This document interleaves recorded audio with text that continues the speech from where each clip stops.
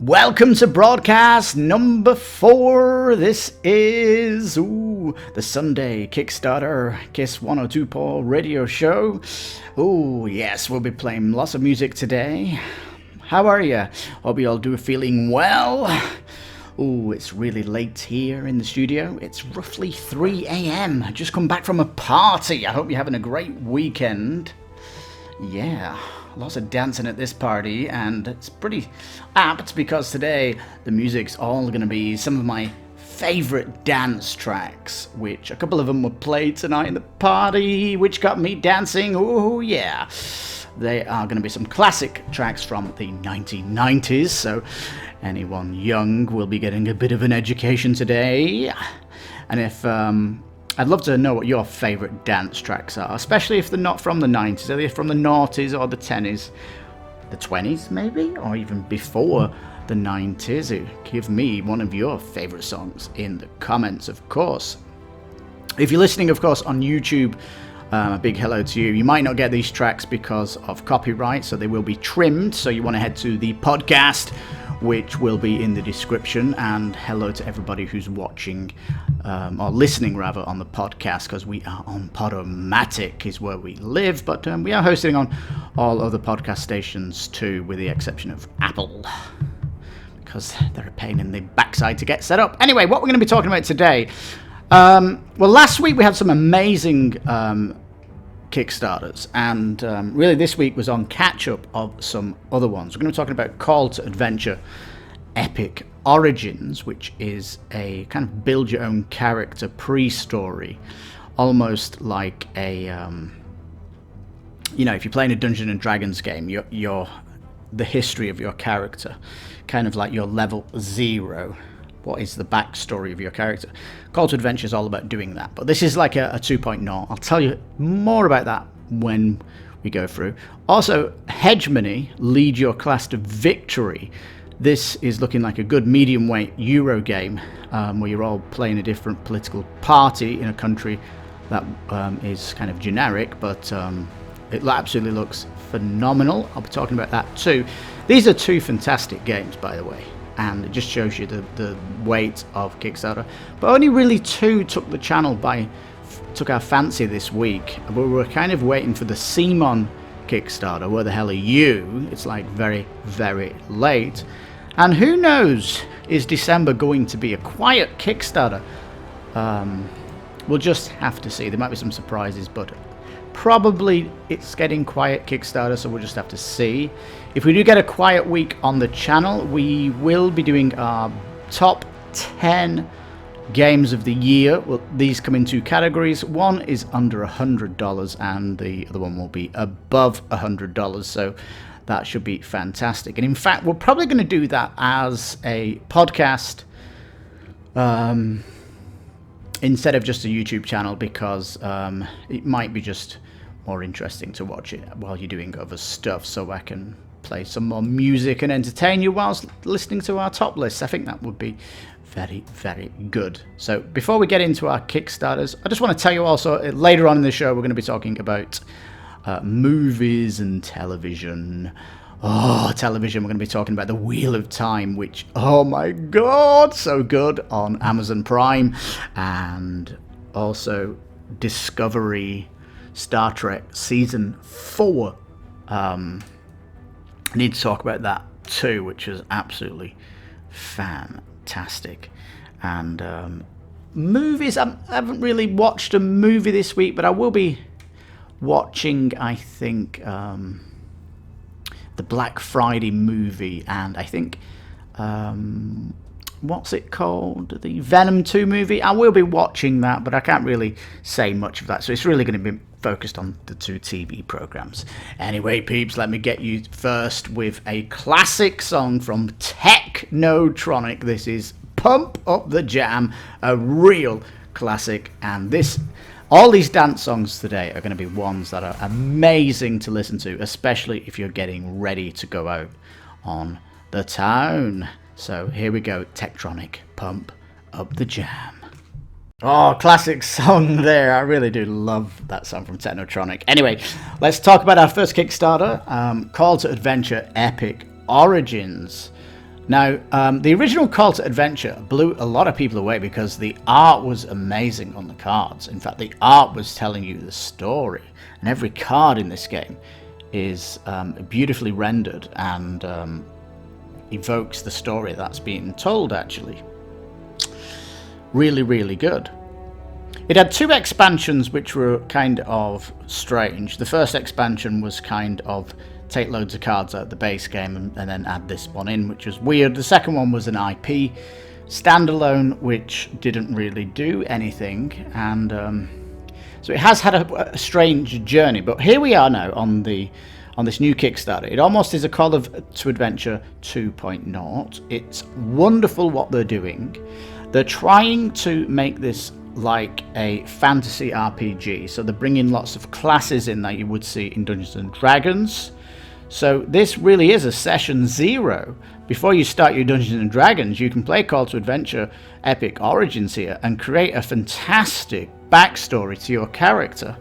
But even if you don't really want to do that, it's actually kind of fun now, because your character that you choose, because you'll have 2 cards to choose A or B, that'll be kind of your origin, your class and your race. Well, you've also got like a destiny. That's how to finish the game, is to complete your destiny. But the path you go is all deterministic on what you get when you're chucking the tokens around to try and get currency to either unlock cards that you can put to your player board, or events or battles that you can do with the cards in front. So it really is a cool system. I love it so much. I'm on this I'm so happy it's come back on Kickstarter and it's a 2.0. It's doing so much stuff, and it's breathtaking, all the art now, and they've really pushed it. They're bringing lots of cards from the original game as well into here, and as the stretch goals keep pushing, it's just getting more and more beautiful of a Kickstarter. It's cheap as well, and this is really, I've really fallen in love with this, in fact, and it shot to the one. It's going to go in probably the top 10 under 100, because it's just blown me away of what they're doing on the Kickstarter. So wow, Call to Adventure Epic Origins, just so good, peeps. Please check the video out on our channel. We did a long form video as we went through the Kickstarter and explained all the cool mechanics, if you want to know more. Now then, next we're going to be looking at Hegemony, Lead Your Class to Victory. But before that, we're going to pick up with another song. I think this is my all-time favourite song, just to chill to. It's from Tony DeBart, The Real Thing, and it's just sublime. This has so much nostalgia to me, this song, but I hope you enjoy it. So, Tony DeBart, who really only really did this song. It was a one-hit wonder, you might say, from Tony DeBart in England in the 90s. But what a classic, regardless. This is The Real Thing. Now, I remember that going to #1 at the time. It was just took everybody by storm, but there we go. Now, Hegemony, Lead Your Class to Victory. This is a fantastic Euro game. Let me just tell you, the worst thing about this game is the paper money and paper coins. I mean, what's going on, peeps? They need to have a coin add-on, because you're a Euro game on Kickstarter and you're up against all of the bling of fantastic Kickstarters. In fact, you're up against Weather Machine, which we covered last week. That's on our channel, which is a Vidal Lacera game looking amazing, which I've definitely be getting that for my birthday. And also Resurgence, which is the incredible indie game that you need to check out. And I'm so happy I got back. The developers got back to me this week and said the shipping to Mexico is really expensive. It's going to be $40 to $45. And I'm like, no, that's not that bad, actually. For Mexico, are you kidding me? Less than $50? I'll take it, dude. So I'm actually on the Resurgent. I've actually backed it, so happy days. So Weather Machine and Resurgence are 2 Euro games that I am backing. And Hegemony Lead Your Class to Victory is on my short list, because if nothing else surprises me between now and Christmas, I will be backing Hegemony Lead Your Class to Victory. Now, everybody is playing a political party, and these parties are generical based, so you don't feel like you're running a certain country. But everyone's going to be playing different policies around, and you get to kind of vote on what is going to happen in the country. Some of the stuff you absolutely want to not vote on, because it goes against the grain of your political party. You can really sway votes one way or another between what you're doing. Basically, there's a little engine building for economy to get money from the people and supporters, and it's basically electioneering fun, and you really get this concept of what it's like to run a country going down these political paths. So it has almost a hegemonical view of teaching you about politics. Anyway, the board is absolutely fantastic, massive on the board. The card art is wonderfully illustrated. It's looking like a deep thing. It just worries me is about the coins, and what I really love about it, it's brought the fantastic avant-garde AI, which we're seeing this year on Kickstarter, is if you're playing a 2-player game, or even a solo game, you don't get that concept of what it's like playing 4-player, which is where the game might shine at. So what they've done on Hegemony in the stretch goals, they've unlocked AI where you can add in up to 4 characters. So if you're a solo player, you can have 3 AIs, making it look like all parties are in the country. Or if you're a 2-player, you can get 2 AIs, and it's really wonderful that they've done that. So no matter how many players you're playing, you're going to be playing with all the parties doing stuff, and that really excites me about this Kickstarter, and it's absolutely astounding. But yeah, on my watch list, needs metal coins. Jesus Christ almighty, it needs metal coins. Please, you're on Kickstarter. What's going on, peeps? Even if it's an add-on, it should be there, right? Oh dear. Anyway, it's looking absolutely amazing. But 3 massive Kickstarters of euros since I came back from my holiday, and wow, super good. Now, this next song is one that I just can't stop dancing to. It's gonna make you sweat with Everybody Dance Now. This is a gem in the weeds, I guess. Amazing. Get ready to jump up and start dancing to this absolute rare song that lots of people aren't aware of. So everybody dance now. We're gonna make you honestly, if I'm anywhere and I hear that song, I have to break out into a dance. That's how electric that song is to me. So good. Let's talk about TV, and I'm going to split this up into 2 sections. So I'll talk about Star Trek after this, but there'll be music in between. So let me talk about the Wheel of Time. Now, I have read all the books of Wheel of Time. There's 13 volumes, plus the prelude book too, so you might say 14. I'm an absolute mega fan of the Wheel of Time. I've been so excited for this Amazon TV show, which has been made in partnership with Sony Pictures, and it's sublime. It's sublime. They had 3 episodes on the release of it, and now there are 4 episodes, and it's so incredible. Now, if you don't know what the Wheel of Time is, you're looking at if you like the Lord of the Rings is like the Second Age, and Lord of the Rings has a lot of magic, and it has dwarfs and it has elves, but in the story the elves are heading for their ships because the end of the era is happening, the end of the age is coming, and so basically Middle Earth is basically the end of the world. And then age 3, the age 3 of man would begin, and that's what the Wheel of Time is, because in Lord of the Rings and the Wheel of Time, when they look up at the stars, they see the same as we do. They've got the North Star, they've got the plough, etc.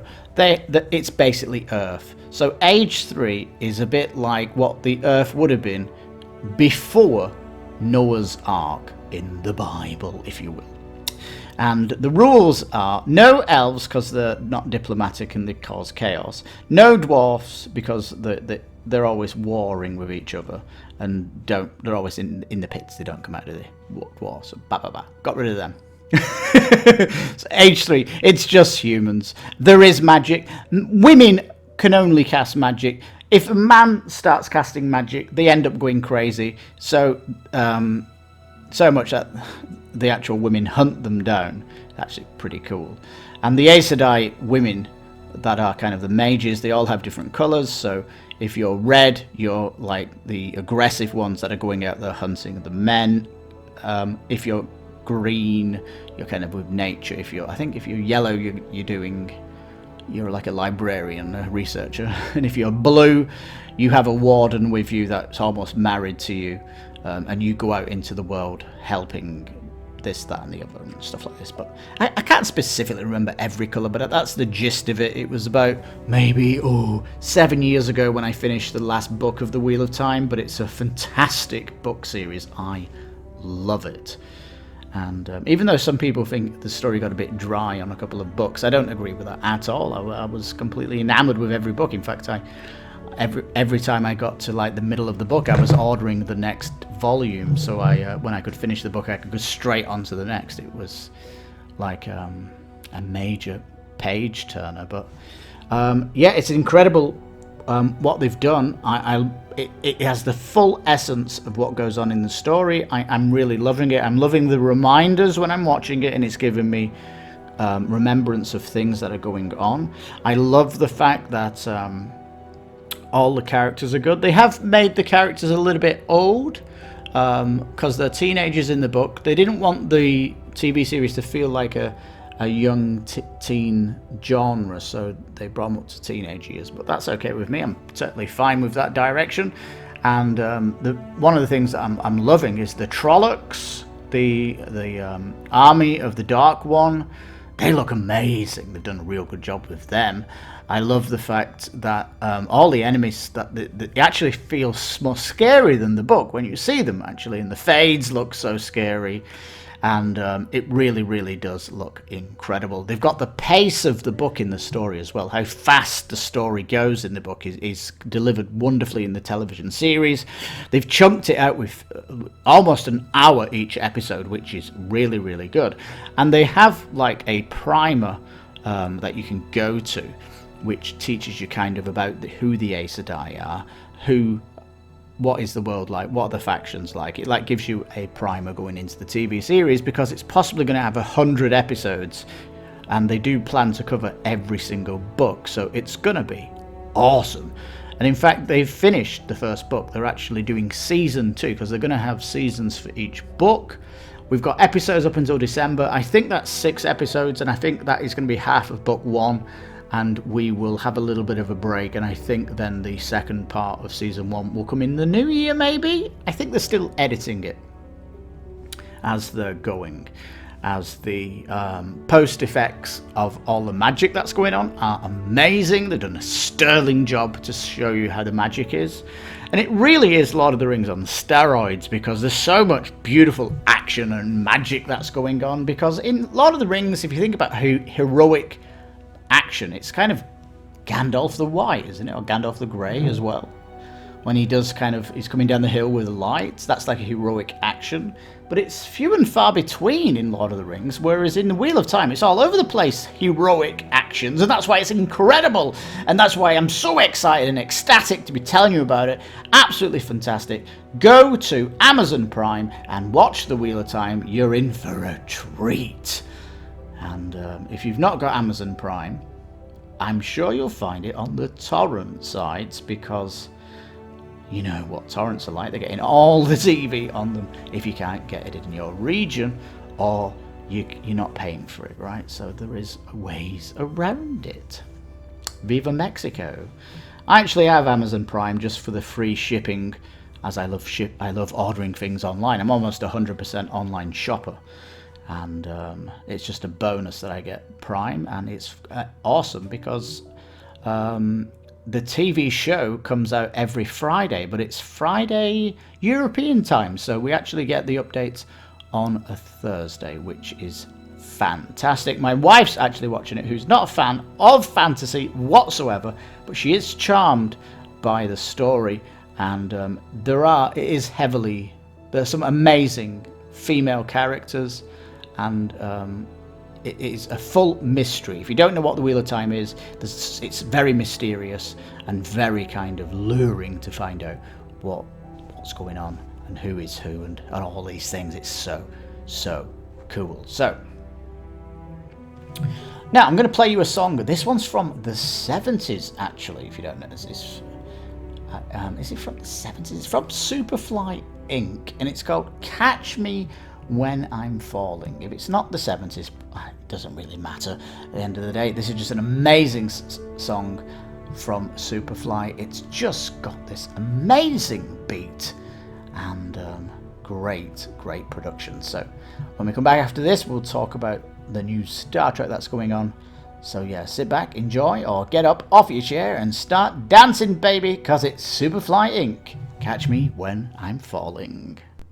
Beat that song. I love it, baby. Alrighty. Let's talk about Star Trek. If you've not seen Star Trek Discovery, it's amazing. It really is. It really has brought Star Trek back into the fore, and it really is a stunning story, Discovery. Anyway, let's zip to. If you've not seen it, go back to season 1 and watch it. It's just amazing. Anyhow, season 4. Yes, the first episode was a little bit of felt like it had to kind of bridge between season 3 and 4. Had a little bit of housekeeping to do, and then it kind of got on to what the big threat's going to be, and it actually, we knew it was going to be good after the first episode.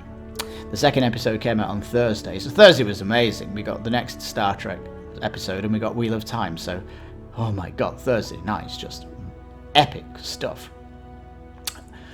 It's what I like about it as well. They even referenced what was going on in Picard. If you've not seen the Picard series, which is on Amazon, that's also an incredible series too, Star Trek Picard. That's fabulous. Treat yourself to that too if you've not seen it. Wonderful sci-fi, wonderful story. And I'll tell you, Picard was such a slow pace, but kind of a beautiful slow pace, like you're sipping a wonderful glass of red wine. Oh, so good, Picard. So yeah, highlighting Picard in the second episode, which I really loved.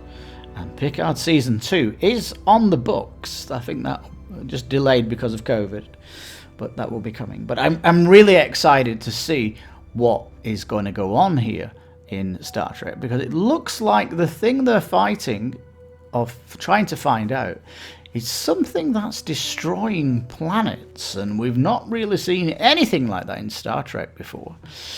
And yeah, it's kind of weird what's going on, very mysterious, and I really like it. Can't wait to see what happens next.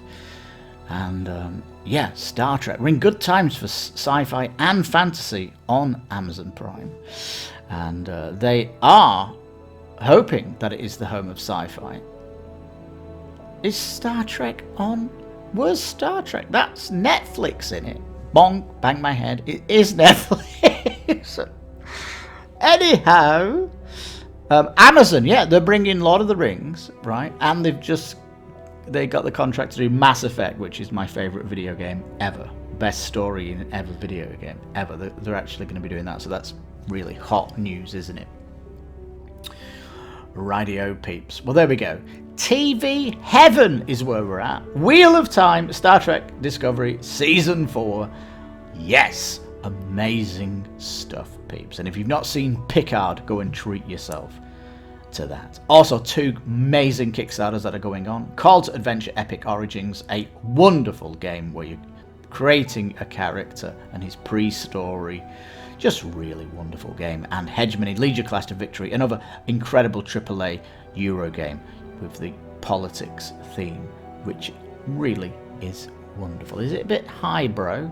Might be highbrow, as in over 30s might only appreciate it, but it gets my vote anyhow. Now, what we're going to do now is we're going to do Black Box right on time to finish the show. It's been fabulous. I don't mind doing the show at this time in the hour because it's good fun.